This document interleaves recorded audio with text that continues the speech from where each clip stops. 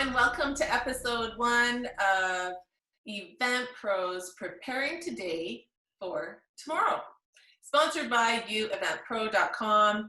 My name is Angela Contardi. I'm the founder of UeventPro.com, and I'm so excited to kick off this series and interview some thought leaders in the event industry and just talk about their story, what have they been up to, how they have innovated in just incredible ways, and their thoughts about what does this new landscape look like, how do we move forward. I'm sure it's going to be very, very entertaining, and I'm so super excited to introduce two fabulous ladies from Edmonton, Alberta. We have Suzy Kenny, and we have Jaclyn Panylyk from Girls Club DJs. What's up? Hey, girls. Hi. Welcome. I'm so excited to have you guys here. So how's life been going since this upheaval in the event industry and in our world? It's definitely been a roller coaster. The shock was a lot to deal with the first couple weeks when, you feel sheltered here in Alberta, but we're definitely not. This is a worldwide thing happening. And so it was a bit stressful for everyone, and we were shocked at first, but we've since kind of, gotten moving again and figure out ways to kind of pivot and refocus our business and keep busy and keep focused on our dream. Yeah, totally. Yeah, how about you, Jaclyn? How has it been for you? It's definitely been, it was kind of a lot to take in. A lot of our events canceled kind of in a span of, a month. Our entire, most of our year really canceled. And so that was kind of a lot to take in. And for me, I just tried to kind of absorb the information and, just starting to refocus and figure out pivoting and what we're going to do from here. And I've been trying to just see the positive side of things and kind of take this as a reset, spend some time at home. Yeah.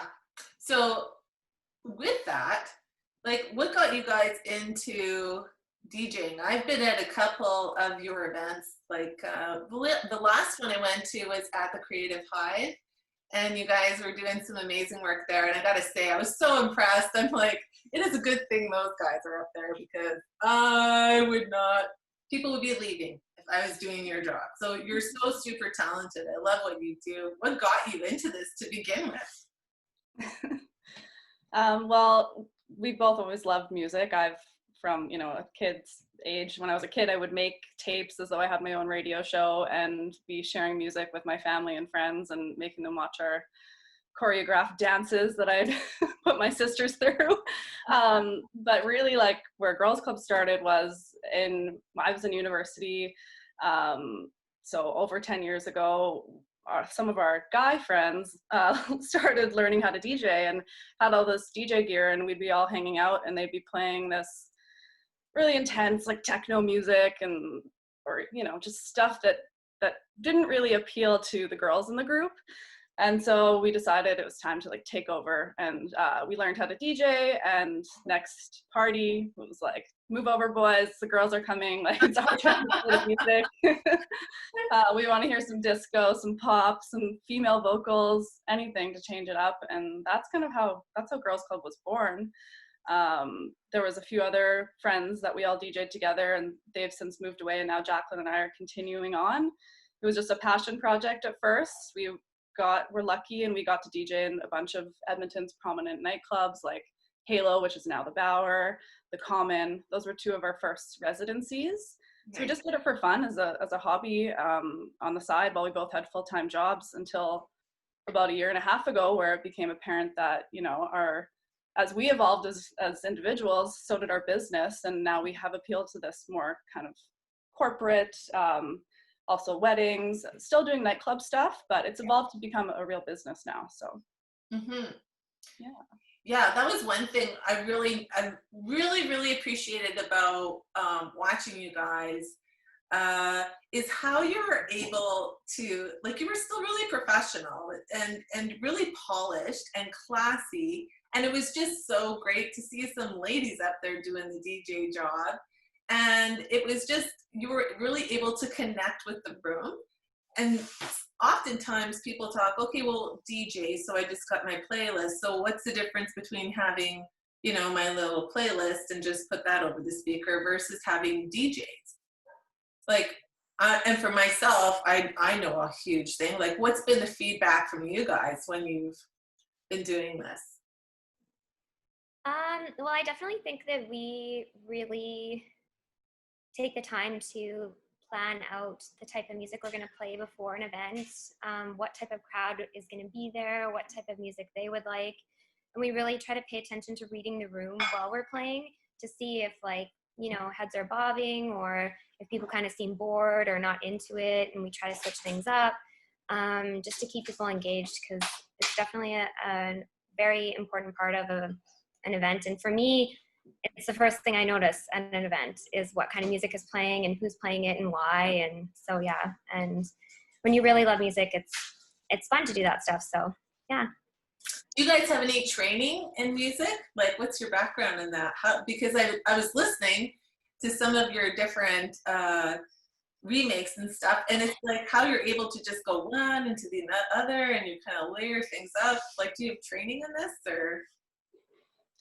Like, I took band in high school.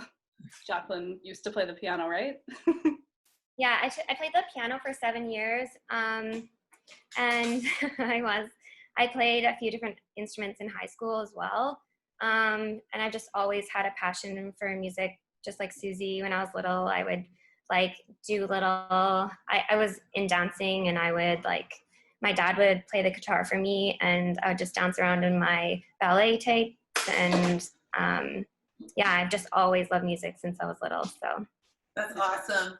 You know, you hear a lot of people say, well, if you just follow your passion, money will come. Like, when you live out your passion and you're able to put that into a business, that's essentially what you guys have done, right? Mm-hmm.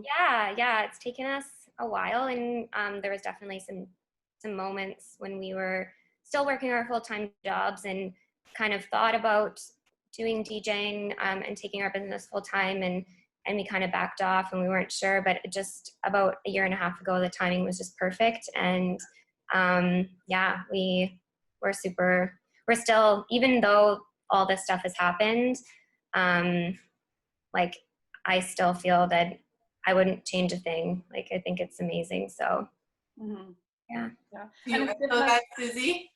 I totally agree. And like, yeah. It's given us, even though we don't have any formal training, we're completely self-taught and peer taught when it comes to the DJ side of things. We've both like taken on education as a hobby, right? To learn this and to really master it. And this downtime, as much as it's, you know, hard, we love being at events, but like now we have more time to focus on, you know, really honing in on our craft. And we did take a music production course back in September. So like continuing to build those skills. Those are like the blessings that are coming out of this totally poor situation. But yeah. So my next question for you would be, what are you doing today to prepare for tomorrow? So like, now we're at a time where we're all talking, okay, post-COVID, and now we are seeing some of these distancing restrictions, you know, start to be lifted, and there's talk now, okay, now what is this going to look like out there? From the organizer's perspective, people just feel very like, I don't know what to do, like what's good, what's not. So like, from, you know, people coming to you and for where you're seeing tomorrow, like what does this world look like for you guys? Yeah. Go ahead, Suzy.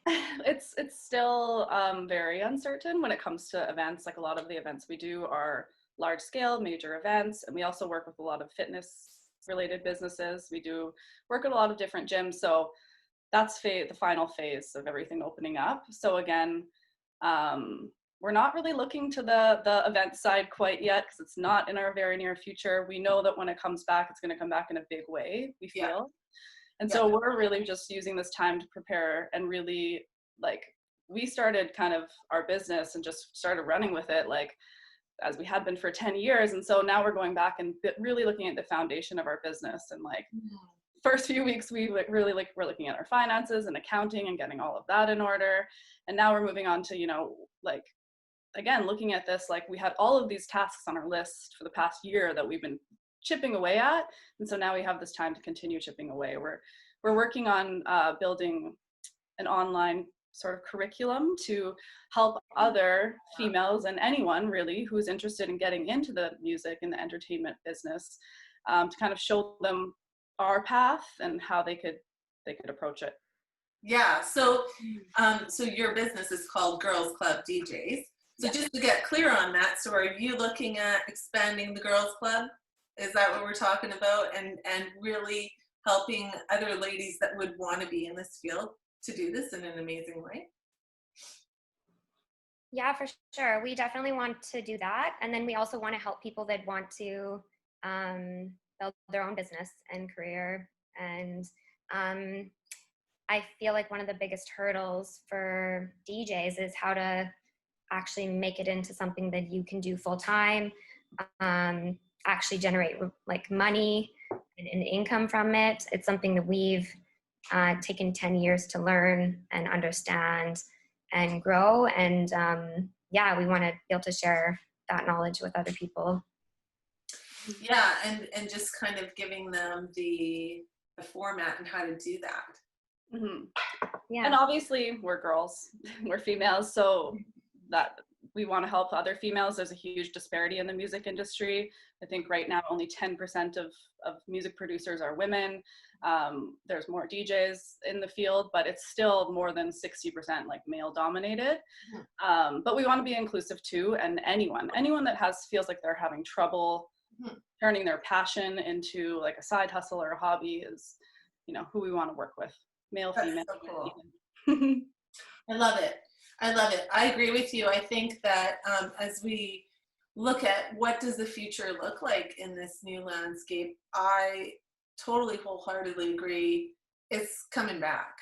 Like, there's no question. And I think as people start to feel more comfortable in that space, it might look a little bit different, but I really think that people are already itching to get out there and engage in events and connect with people. And it's just going to be busy, busy times.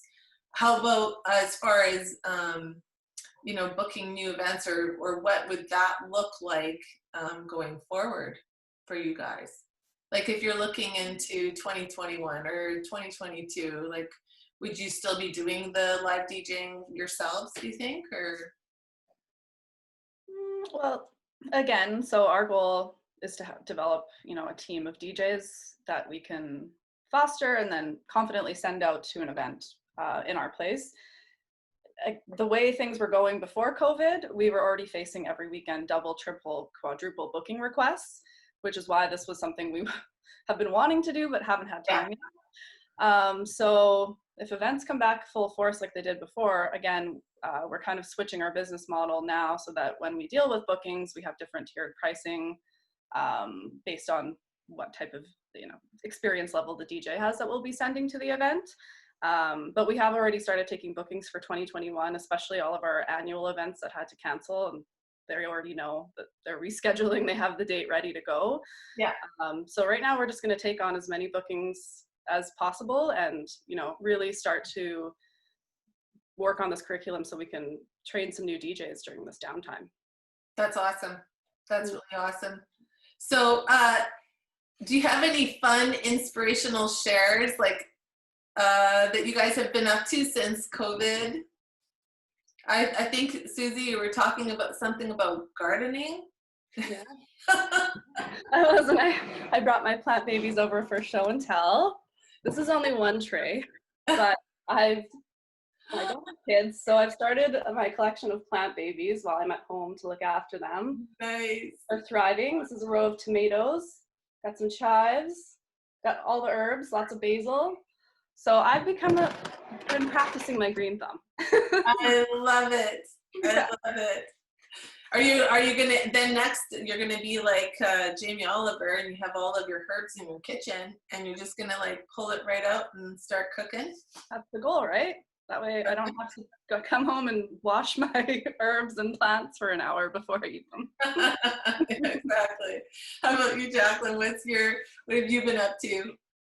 I've been I have a few plants as well. They're definitely not in the shape that Suzy's are in, because I just recently planted them. But I have like a few scrubs, Nice. and I've been doing lots of cooking, making soups, making cookies. I try to make a lot of plant-based things, so I've been doing that, and running, like spending some time outside running lots. I had some races for 2020, and pretty much all of them are canceled. I would assume my last one that still hasn't gotten back to us is probably going to be canceled as well. But I'm training as though they're still going on, just to kind of keep up with things and keep myself kind of focused and goal orientated. And yeah, it's been really good. And it's nice to have this extra time, and the weather's finally turning here. So it's been really nice to get out there and have this nice weather, because I've been running through the snow for a long time. So I'm really happy to get out there and enjoy some spring weather. So yeah. Yeah, absolutely.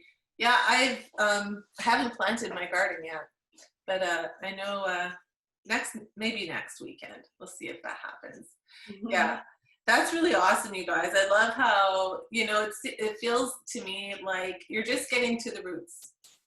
Like you're kind of what you're talking about is, I find it so ironic that like you're doing plants and it's getting like to the root of the plant, and really this time you're now getting to the root of your business, and you're really kind of transforming everything that you've worked on and built on over the last 10 years, and you're just, okay, what is it that we're really trying to achieve, and how can we really amplify that, so that when tomorrow is here, we're prepared for that. So that's super exciting, you guys. I'm really excited for you, and what tomorrow will be bringing for you. I think that's awesome. Yeah, thank you. Thank you. Yeah. So any final shares, any words that you would like to maybe put out there to the community? Thoughts that, what would you want to say to them to just help them through this time and work through some of the challenges we're facing? I feel like I've been, for myself, just allowing myself to take the time to do things like plant my garden, or bake cookies, or go for runs, read, or take the time to do things that I want to do. I kind of see this as like the world is getting a reset. We're all kind of stripping down. Nobody's wearing makeup or doing their hair or getting their hair done, or focusing on all the craziness that is the normal day for everyone, where you're just rush. And I think that, we might not ever get a chance like this again. So I think that if you can take the time to relax a little bit and allow yourself to have that space, then you'll be so much better off when you are ready to start working again and move forward. So yeah. I love that, Jaclyn. Thanks. How about you, Suzy? Final thoughts? I'd have to agree. Take this time to, really up your self-care and be ready, recharge. At the same time, though, like we're still here looking for people to engage with online, doing anything that we can to support our past clients and potential future clients and anyone in the events community. So if there's a way that you feel like you could collaborate to create something, valuable and entertaining for people while they're social distancing and staying home, then love to hear from you. I love that. Thanks so much for sharing that. It'd be so cool is to do like a outdoor event with DJing and like a whole thing going on, where you would collaborate the fitness side and the music side. That'd be so cool. I don't know, just throwing things out there. That's fun. And as parks open, we could start doing that kind of stuff, right? Little pop-up workouts.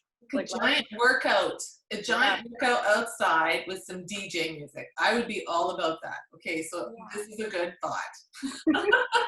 This is a good thought. Do it. We'll make sure we'll have little pylons so everyone's spaced out. Yeah, you could do that. And like you get these little round things that you get at the gym. I don't know what they're called. And like for when you do your exercise, you can just, oh, well, I see something cool in the future. That's for sure. Yeah, for sure. Thanks, guys, for being a part of this. And best of luck to you. We want to keep in touch, and we'll connect again with you later on. And cheers. Thank you. Great. Thank you so much. Bye. It was so awesome having Suzy and Jaclyn join us today. Please join us for episode number 3, when we're going to be speaking with an event planner who has really seen some big changes in our industry. And I'm sure we'll have some really great tidbits for us to consider as we prepare today for tomorrow. Cheers, everyone. See you soon.